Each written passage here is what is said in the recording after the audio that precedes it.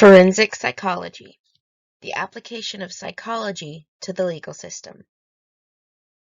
Forensic psychology, the application of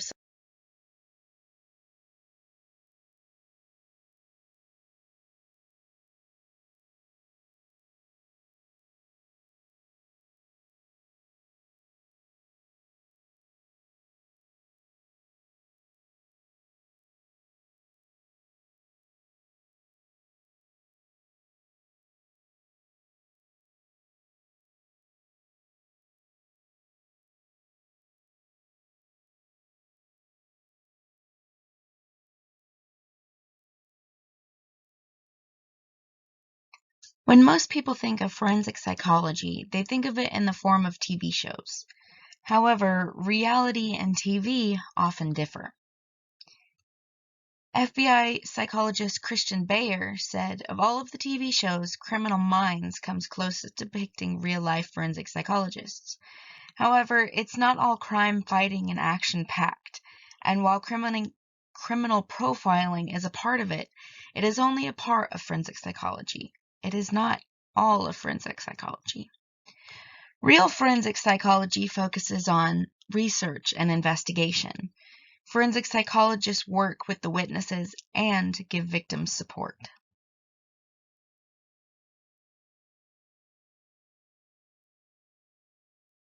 Careers within forensic psychology.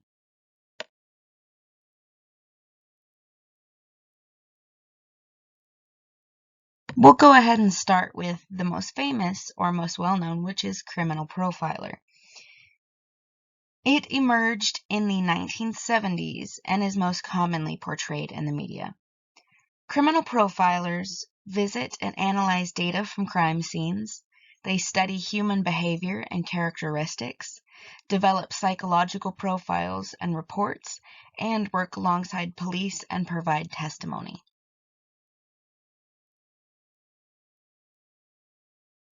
Expert witness. Expert witnesses are people with specialized skill sets whose opinions may help the jury make sense of the facts presented in trial. They will need the necessary qualifications, reliability, helpfulness, and a strong foundation for their education, as often they will have to deal with people trying to discredit them.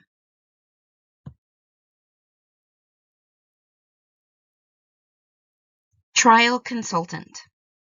Forensic psychologists have many different jobs as trial consultants, ranging from pre-trial work to trial strategy.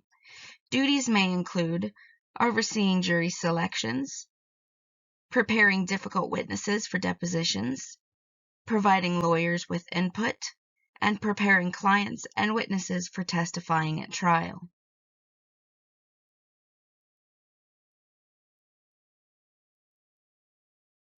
Victim advocate.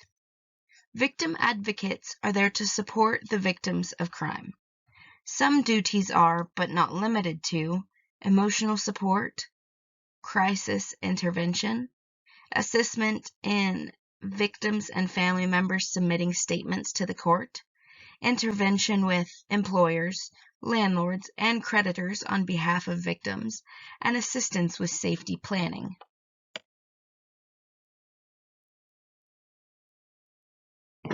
Correctional counselor. Correctional counselors are those who work as the mental health services within prisons. Their jobs include, but are not limited to, inmate screening, assessment of correctional personnel, assessment of treatment and competency, and crisis intervention. Ethics and forensic psychology.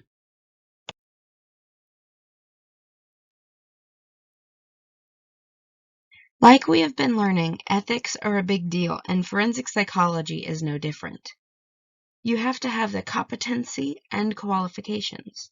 When a psychologist is providing expert opinion, reports, or testimony, they should present their qualifications accurately.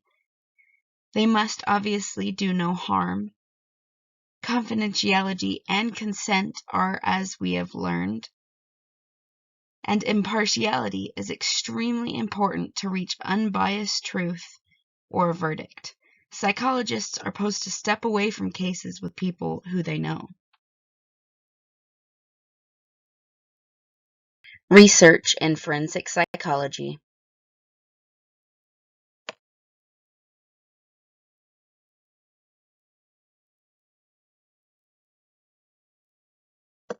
There are many different areas of research within forensic psychology. In adult clinical and forensic psychology, there is Robert Hare's website devoted to the study of psychopathy, Criminal Justice / Mental Health Consensus Project, the MacArthur Research Network, Mental Health and the Law, the MacArthur Research Network, Mandated Community Treatment, and Police Psychology Online. In correctional psychology, there is the Comprehensive Approaches to Sex Offender Management, the Prisoner Reentry Initiative Protecting Inmates and Safeguarding Communities, Opportunities in Correctional Psychology, and Residential Substance Abuse Treatment for State Prisoner Programs.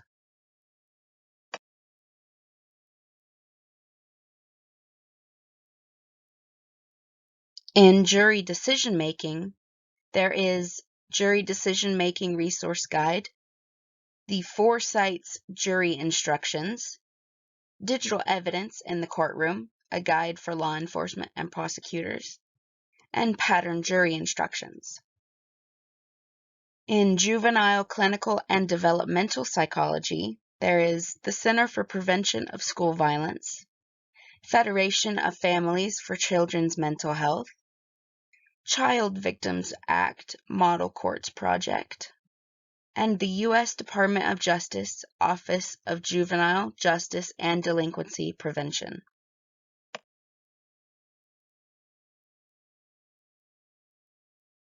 In mental health law, there is the ABA Commission on Mental and Physical Disabilities Law, the Psychiatry and Law Updates, the summary of state laws for mental health treatment from treatment advocacy centers.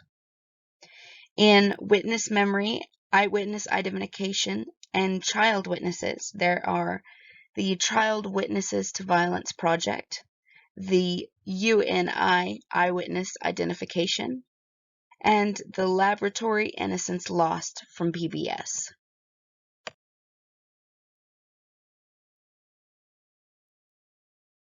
In interpersonal and domestic violence, there is the Domestic Violence and Mental Health Policy Initiative, the Children Who Witness Domestic Violence Research and Intervention, and the National Center for Victims of Crime. In interrogations, confessions, and deception detection, there is How to Detect Lies, Polygraph Law Resource Page, The Cause of Wrongful Convictions, and False Convictions from the Innocence Project. Saul Kassin.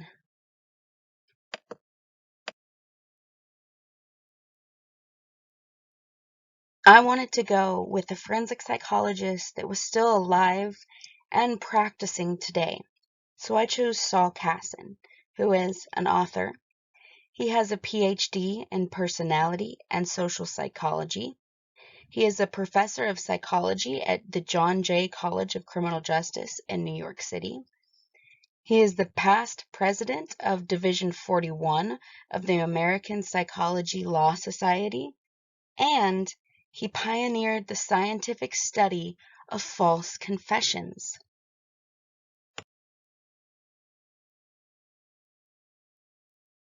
False confessions. In the 1980s, Saul Kassin pioneered the study of false confessions, and they are exactly as they sound. Why would anybody falsely confess to a crime that they did not commit? This is the question that Saul Kassin asked himself and wanted to learn more about. There are 3 types of false confessions. The first is voluntary false confessions, which occur in the absence of elicitation. The second is coerced compliant false confessions, which occur when the subject publicly professes guilt in response to extreme methods of interrogation, despite knowing that they are truly innocent. And the third is coerced internalized false confessions, which occur when the subject actually believes that they committed the crime.